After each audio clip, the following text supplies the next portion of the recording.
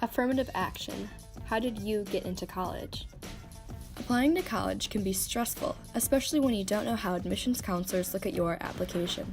But what do they look at, and how does race and privilege factor into their decisions? That's where affirmative action comes in. So what is affirmative action?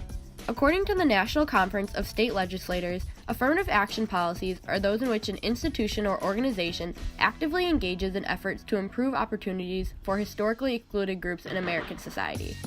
In higher education, affirmative action works to provide equal educational opportunities for women and minorities. While this idea may sound positive, attempting to maintain diversity and equity in schools, there have been plenty of failures.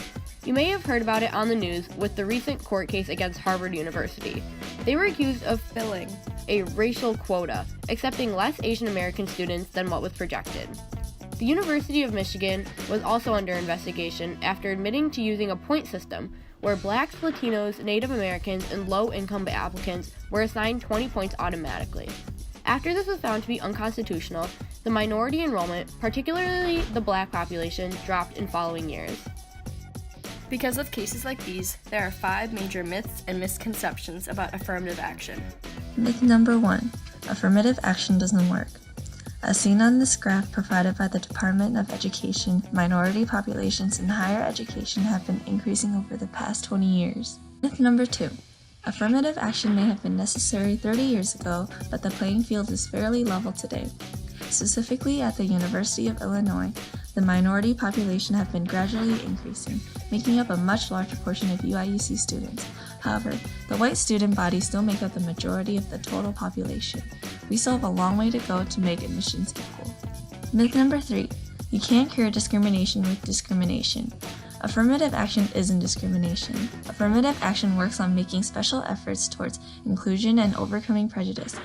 Not to remedy past discriminations, but to push for a more diverse body in the world of education. In California, Proposition 209 was passed in 1996 to stop admissions discrimination based on race, sex, or ethnicity. When race-conscious admissions were banned, UC Berkeley's minority populations dropped significantly, with the Black population currently at only 3%. Stopping these affirmative action policies hurt the minority populations. Myth number 4. The universities are just filling a racial quota. Many people think affirmative action means quotas. Quotas meaning accepting a certain number of students of color. However, racial quotas are illegal. There are not specific numbers for groups of people, as affirmative action aims for a more holistic view of people. This may include admitting a student with slightly lower test scores, but it's because they are observed within the context of their environment. Because of this better admissions procedure, more diverse students are being admitted. Myth number 5. Affirmative action means preferential selection that favors unqualified candidates above qualified candidates. For this myth, we talked with freshman admissions counselor Jonathan Ilugbedebo from the College of Liberal Arts and Sciences, the largest college at the University of Illinois, to discuss undergraduate admissions. So we look at it holistically. So what that means is we're looking at multiple factors to ensure a good fit between the student, their academic program, and then the university. So it's multiple factors. So we look at students in their context based on their environment, because that's an equitable way to evaluate each applicant.